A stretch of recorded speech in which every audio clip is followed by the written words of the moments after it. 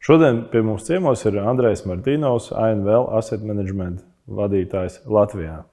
No šīs sarunas jūs iegūsiet informāciju gan par to, kā atšķirt ilgspējīgas investīcijas no parastajām investīcijām, kā arī iegūsiet vērtīgu informāciju par iespējām pārvaldīt savu investīciju gan valsts dotajās pārvaldes sistēmās, gan arī privāti.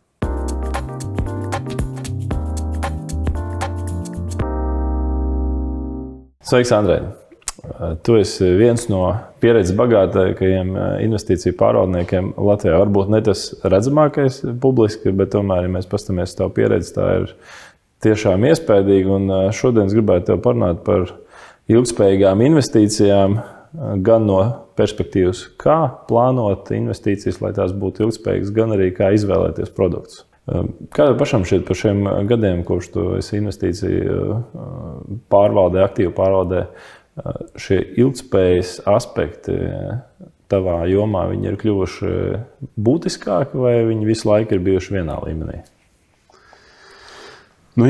Es laikam sākšu ar to, ka es nepiekrītīšu, ka es tāds neredzamākais, jo, ja mēs paskatāmies uz mūsu INVL darbības rezultātiem, kaut vai mana pensija, kur mēs pārvaldām otru līmeni, tad man liekas, ka pat esmu pārliecināts, ka mums ir spilgtākie rezultāti un redzamākie, tāpēc, ka iepriekšējo gadu mēs noslēdzam ar absolūtu pirmo vietu 3 kategorijas, un tikai viena kategorija mēs esam otri pēc rezultātiem. Tā kā tie, kas skatās vai vērtē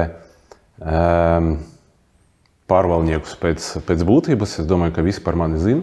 Un mums īstenībā šobrīd jau 66,000 klienti, un mēs turpinām augt. Runājot par tavu jautājumu uzdotu, tad es teiktu tā, ka ja tu man pajautātu pirms 10 gadiem, varbūt pat pirms 7, 6, kas ir zaļais kapitāls vai zaļas investīcijas, es visticamāk tev atbildētu, ka droši vien, ka tas nozīmē, ka uzņēmuma logo ir zaļa krāsa, kas ir emitējis vai plānu piesaistīt investīcijas. Skaidrs, ka par šiem laikiem un par pēdējos gados un arī ņemot vērā tos notikumus, kas ir ap mums un arī to pašu enerģētisko krīzi, skaidrs, ka ir izkristalizējies un kļuvis tāds jau pamatotāks viedoklis, kas ir zaļas investīcijas, kas ir ilgspējīgs kapitāls, kas šo kapitālu patērē, jo es skatos uz to visu no investīcijas puses, jo pareizi tu teici, tas, ko mēs darām, mēs investējam un ne tikai investējam to pensijas kapitālu vai līdzekļus, kas uz kā bāzi tiek veidots pensiju kapitāls priekš vietējiem iedzīvotājiem, bet arī mēs veicam investīcijas kā caur alternatīviem ieguldījumu fondiem, caur visplašākiem ieguldīšanas veidiem. Gan šeit Latvijā, gan arī Baltijā.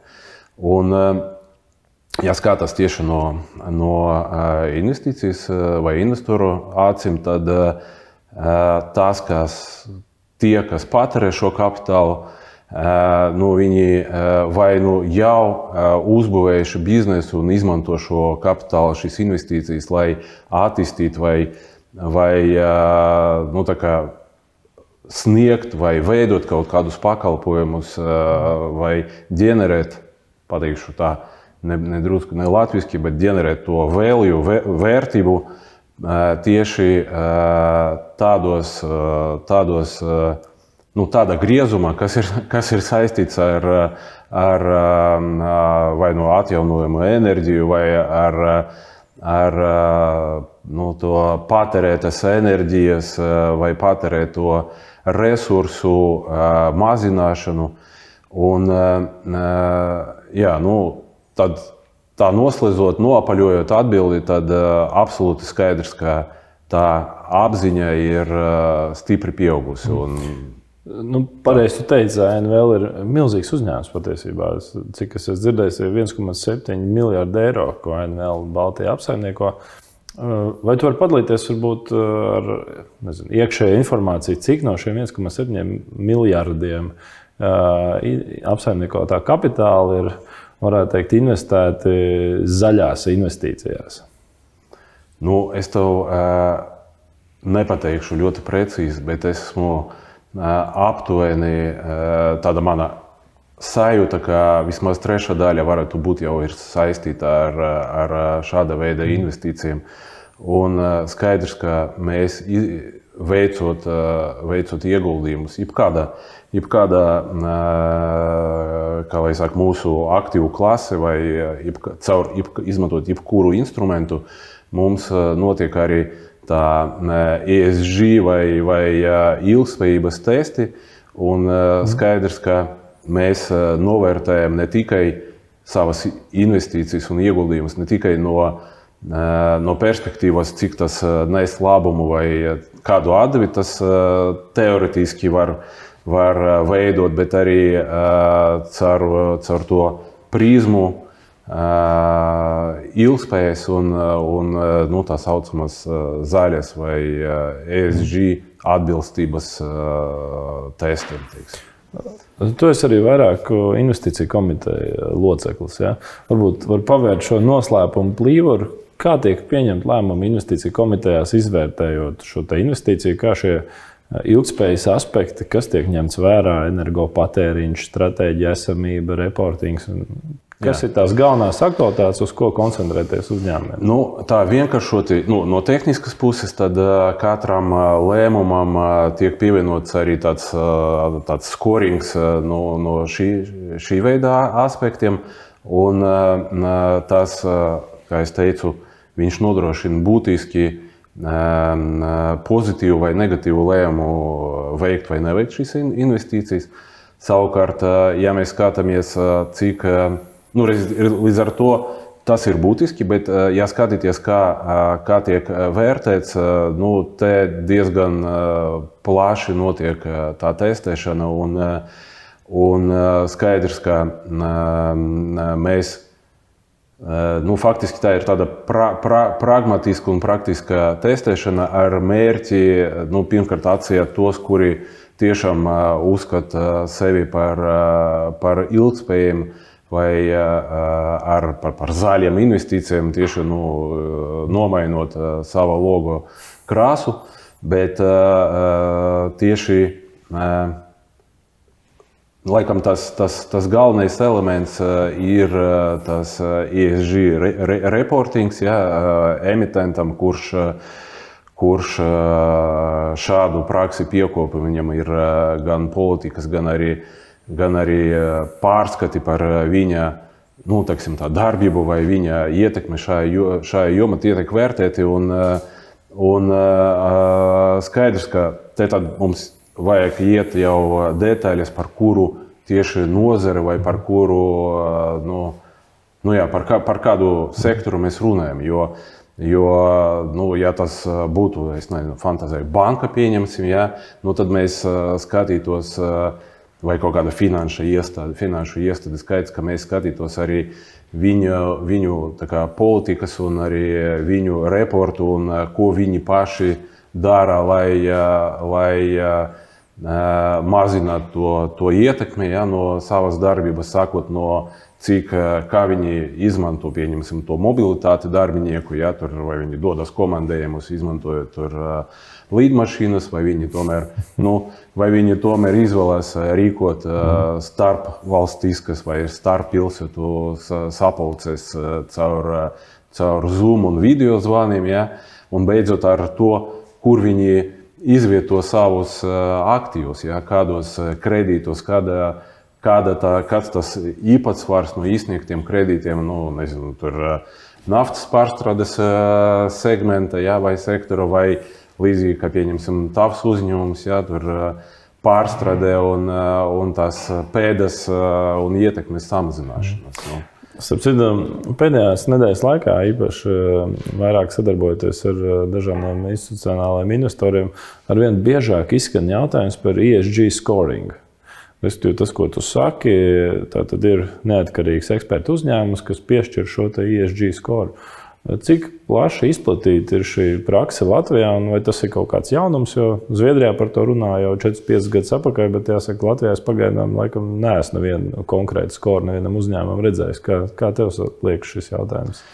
Nu, tā ir, tāpēc, ka šāda reitinga saņemšana, tas ir dārgs process, un arī viņš ne tikai dārgs no tiešām izdevumiem, bet arī no iekšējiem procesiem. Ja?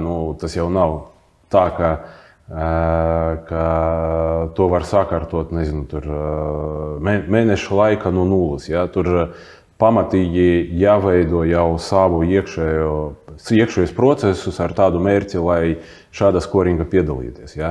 Tas ir kā kredīta reitings, ja? Tas ir dārgs process un var gadīties, ka tas reitings līdzīgi, ka šeit skorings būs tādā līmenī, ka faktiski finansējums nebūs pieejams. Ja? Līdz ar to šeit es teiktu divas problēmas. Tas ir tīri izdevumu puse un arī potenciālais novērtējums. Ja? Jo nevienmēr mēs līdz galam apzināmies. Es domāju, ka arī tomēr mēs kā pārvaldnieki vēl neesam līdz galam tādi perfekti šajā jomā, arī novērtēšana un tāda pavisam dziļa izpratne par to, kas tas ir. Ja? Un līdz ar to es teiktu, ka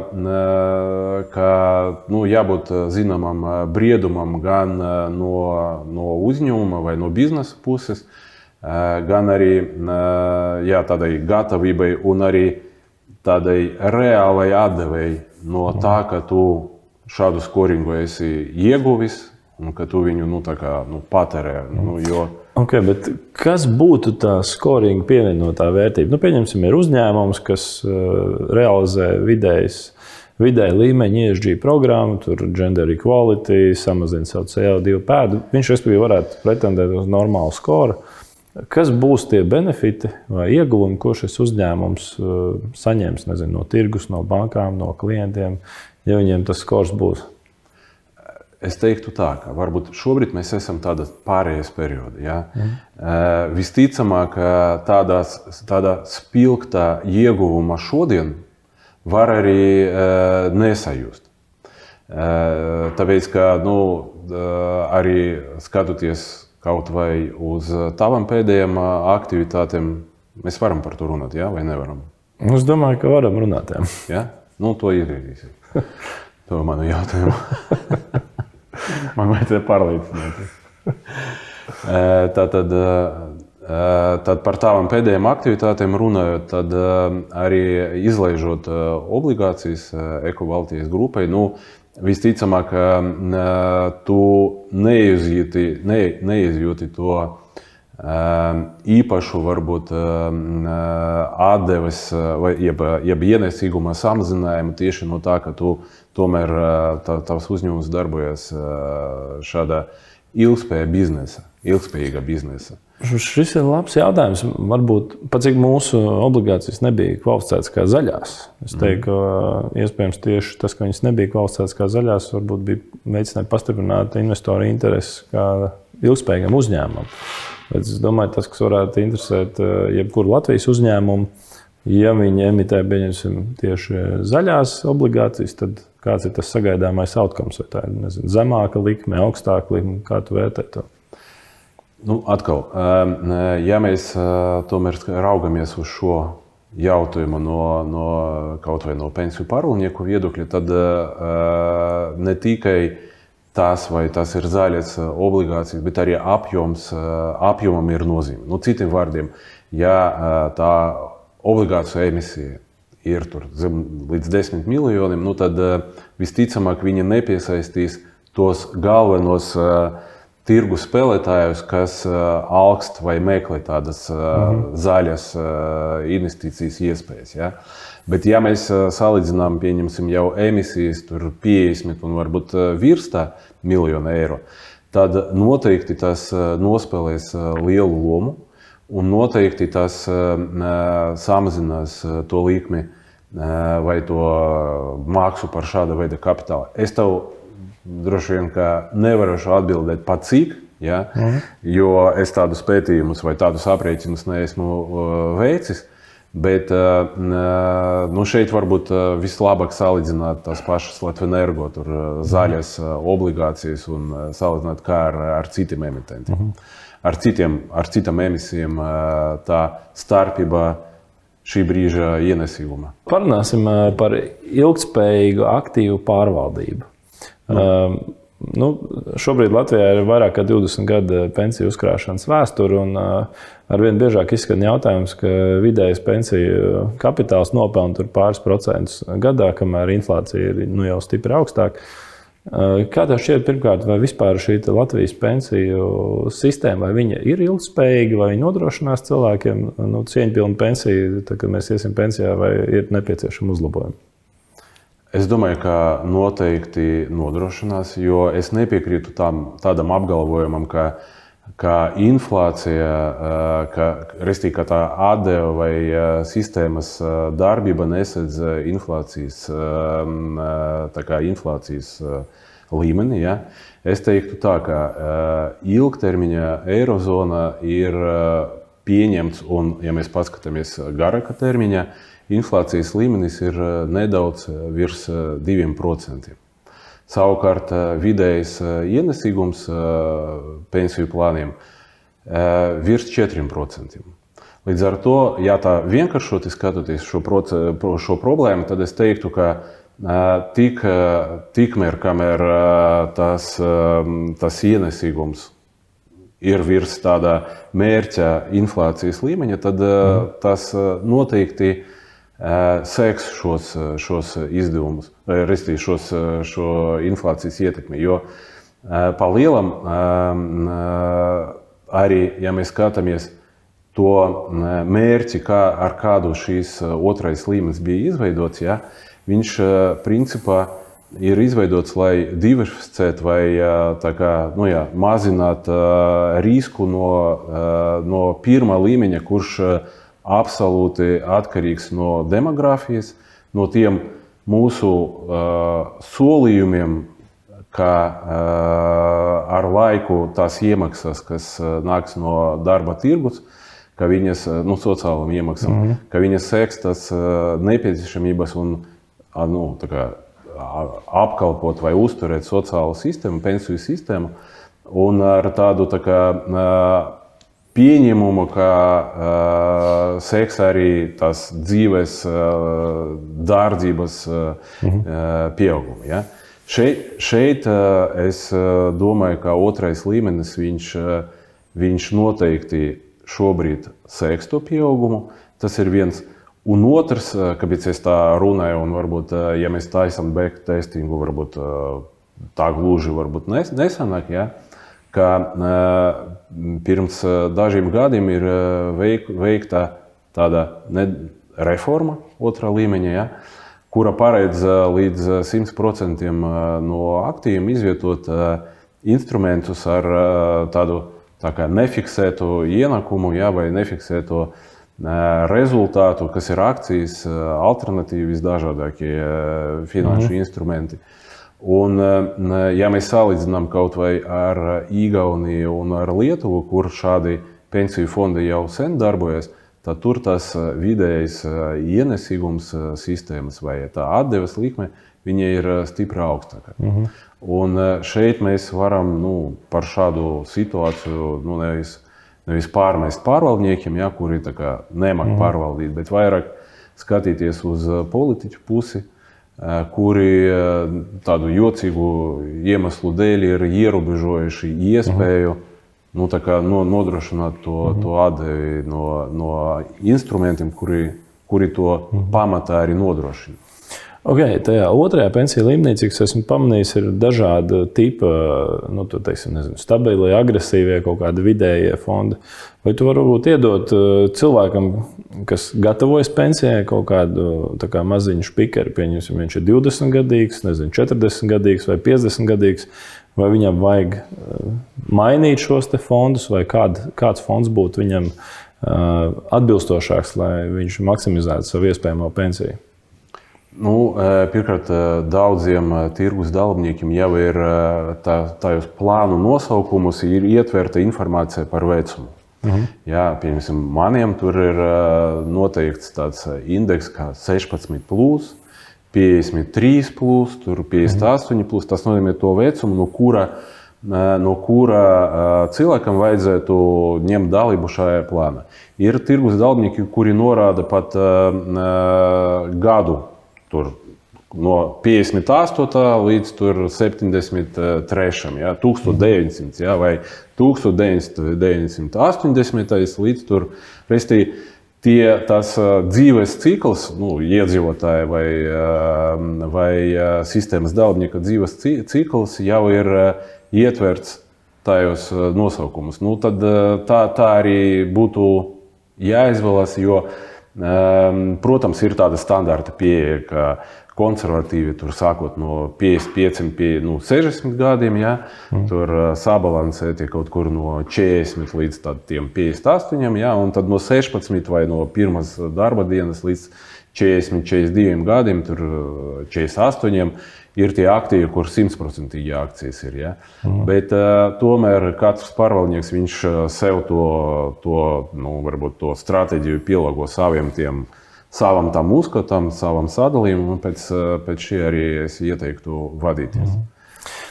Tu pieminēji Igauniju, nesen Igauniju, varbūt nemaz ne tik nesen ļauj cilvēkiem izņemt šo pensiju kapitālu un droši vien darīt, ko viņi vēlās.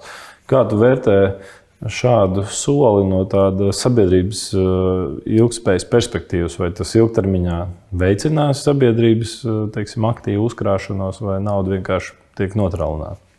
Jā, tas, man liekas, ļoti neveiksmīgs gadījums bija, un tāds eksperiments, kurš noveda pie tā, ka pirmkārt Igaunija tās inflācijas līmenis bija augstāks nekā citas valstis, un daļai dēļ tā, ka tur lieli līdzekļi kļuva pieejami iedzīvotājiem un atkarība no tā līdzekļu apjoma, jo arī šobrīd mums katram ir individuāli uzkrāts atkarība no tām iemaksām sociālam, ko mēs no algām katru mēnesi veidojam. Līdz ar to tur arī bija dažādas tās naudas summas, kas tika pieejamas.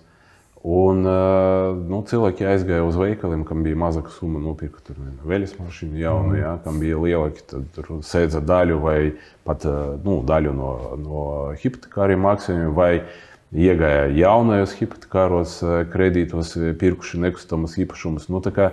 Tas ir, manuprāt, ļoti neveiksmīgs eksperiments, un arī finanšu uzraugi un centrālas bankas, gan Igaunijas, gan arī dzirdēju arī Latvijas bankas komentāri bija, ka tas bija tāds populistisks politiķu pirmsvēlēšanas un pēcvēlēšanas solījumu pildīšana, un noveda pie tā, ka tikai, es pat mēģinu tagad atcerēties, tikai daži procenti tika ieinvestēti atpakaļ tirgu, un tiešām nepilni 10, tur, man liekas, 7, baidos samalot, precīzi nepateikšu.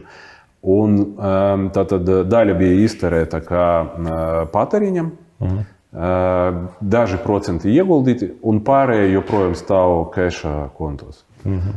Bet, Klau, mēs par zaļu negribam parunāt vēl. Tu man tā pārsteidzi uz manu topiku. Nē, tas manā skatījumā redz ir tā ilgspējīgas investīcijas. Tas arī no tādas perspektīvas, kā menedžēt aktīvus tā, lai kad tu esi padzīvojis, lai tev ir tie aktīvi, nevis lai viņi nav. Man liekas, vēl viens tāds interesants jautājums. Valsts tā kā mums ir pateikusi priekšā, ok, mums visiem vajag uzkrāt. Kur jums ir pensija, 1., 2. līmenis, bet ir arī 3. līmenis. Ko tas 3. līmenis nozīmē? Lai cilvēki varētu kaut kā, palīdzēt viņiem motivēties. Tad, ja par pensiju sistēmu, tad 3 līmeņi. 1. līmenis tā ir tāda solidaritātes, kā saka, solidaritāte pret iepriekšējo paudzi, kas tagad pensija ir. Tad 2. līmenis, tas ir individuālais un uzkrājums jau obligāts, kas visiem, kas maksā sociālo nodokli.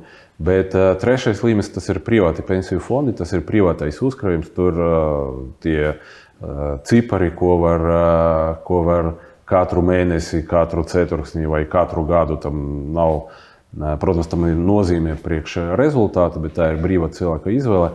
Tā kā, un arī tās summas apmērs, viņš nav noteikts, un tur tas darbojas ļoti līdzīgi. Tie paši pa lielam pārvaldnieki arī pārvalda šos līdzekļus. Un, jā, tā galvenā atšķirība, ka tas ir brīvprātīgais pasākums, un arī pēc atkal dažām izmaiņām otrajā līmeņa plānos, otrā līmeņa sistēma, ka arī šī nauda ir mantojama, jo otrais līmenis tagad ir mantojams, un starp citu, kas to nav izdarījis, obligāti vajadzētu ieskatīties Latvijā LV un norādīt savu mantinieku, lai tas kapitāls būtu otrā līmeņa mantojams. Tāpēc tas trešais līmenis, tas ir, kā trešā kāja varbūt beņķim, ja? Uz 2 nestāvēs, uz 3 kājām jau diezgan stabili būs, bet, protams, arī 4. kājai jābūt. Ja? Un tad 4. kāja droši vien varētu būt tā pati interesantākā. Noteikti katram cilvēkam gribās pašam kaut kur ieguldīt, izvēlēties investīcijas.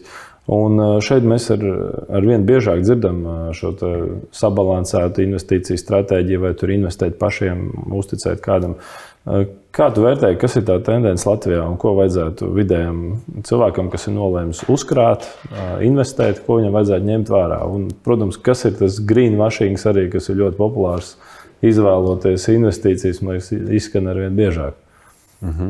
Nē, īstenībā es kā tāds vietēji kapitāla tirgus entuziasts un arī vietējais vairāk tagad jau skatos Baltijas līmenī, es uzskatu, ka pilnīgi derīgs un arī ar atbilstošu atdevi un potenciālu ir mūsu akciju tirgus.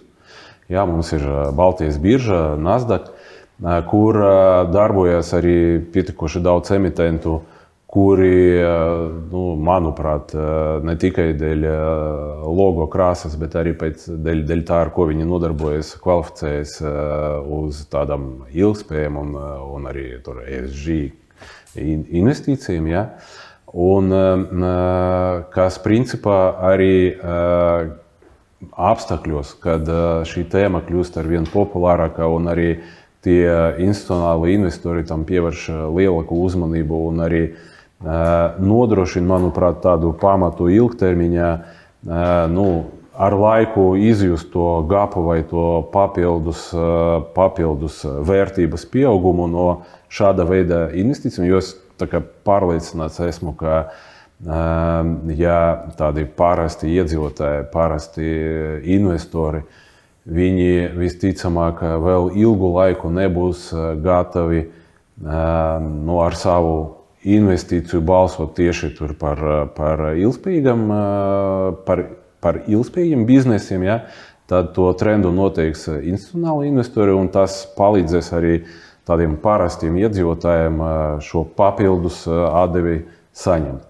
Un varu minēt tādus labus piemērus, kas man ļoti pašam patīk, tāpat Madara Cosmetics uzņēmums, ja, kas alternatīvai tirgu un kas jau ļāva diezgan pamatīgi nopelnīt tiem, kuri noticēja IPO laika vai sakotnēja izvietošanas laika. Un es domāju, ka viņi turpinās uzlabot savu darbības rezultātus. Neskatoties to, ka šobrīd nedaudz tie rezultāti ir, vai tas ātrums, kā viņi attīstās, samazinājies, tad ir interesants uzņēmums Lietuvā Auga grupa, ja, kas nodarbojas ar bioloģisko lauksaimniecību. Un arī šī uzņēmuma produkti ir pieejami arī mūsu lielveikalos. Pārtikas produkti. Tad es noteikti gribu pieminēt arī gadījumu, kad par to pašu greenwashingu, ja, kad Baltijā lielākais papīra ražotājs, pārstrādātājs Grigeo izrādījās, ka nevis nodarbojas ar tādu ilgspējīgo biznesu un pārstrādāja papīru un ražoja iepakojumus ar kartonu un tādas skaistas lietas darīja, bet arī paklusam to ūdeni tehnoloģisku, ko viņi ir izmantojuši priekš ražošanas, jo tomēr papīra ražošana tas ir tāds nepārāk tīrs process, ja šo tehnoloģiski izterētu ūdeni izmet grāvī, ja, bet viņi iemanījies to darīt, un Baltijas jūra vairākus gadus bez attīrīšanas lieja to ūdeni.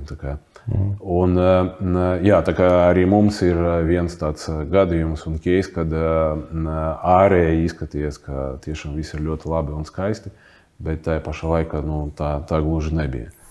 Tad būtībā rezumējot šo, katram investoram vai topošam investoram jāvēl zināms laiks, lai iedziļinātos. Un tas veids, kā var nobalsot par ilgspējīgiem uzņēmumiem biržā, ir principā izvēlēties šo ilgspējīgo uzņēmumu akcijas vai obligācijas. Tā var teikt, bet atkal runājot, tāpēc es arī gribu to uzsvert, runājot ar parastiem investoriem, ar privātpersonām, viņi tomēr neatrod laiku, lai ļoti iedziļināties, bet tajā pašā laikā, es teiktu tā, ir jāseko tam trendam, ko nosaka institucionāli investori, jo viņam tā kapacitāte ir lielāka, lai novērtēt. Bet tajā pašā laikā visticamāk pienāks brīdis, kad būs arī tāds reitings arī šajā jomā, jo ir arī sava ziņā par korporatīvu pārvaldību jau tādi reitingi, kas varbūt nav tādi sistematizēti, bet pārsvarā izriet no korporatīvas pārvaldības tādiem ziņojumiem, kas jau ir obligāts pienākums emitentam, kas bieža kotē savus vērtspapīrus. Tad visticamāk drīz būs jau arī obligāts pienākums arī ESG reportingam vai ilgspējas kaut kādiem pārskatiem. Tad būs tas nedaudz atvieglots pasākums. Pabeidzot šo sarunu, noteikti noskatījās mums kāds cilvēks no rītdienas grib sākt investēt, kur viņam vērsties? Es domāju, ja godīgi pateikšu tā, ka vērsties tur, kur viņam ir atvērts naudas noriķis konts, jo Latvija un Baltija visas universālās bankas, kas apkalpo vairumu no saviem, no privātpersonām, viņi piedāvā tomēr arī ieguldījumu kontus. Un, protams, nāciet pie manis, bet tā racionāli ejiet tur, kur jums ir konts, jo atvieglosiet, un tāda infrastruktūra būs lētāka priekš jums. Super. Paldies. Es ceru, ka zaļo investīciju iespējas Latvijā būs arvien vairāk un arī cilvēku uzkrās, līdz ar to nodrošinot sev cienījamas vecumdienas. Paldies.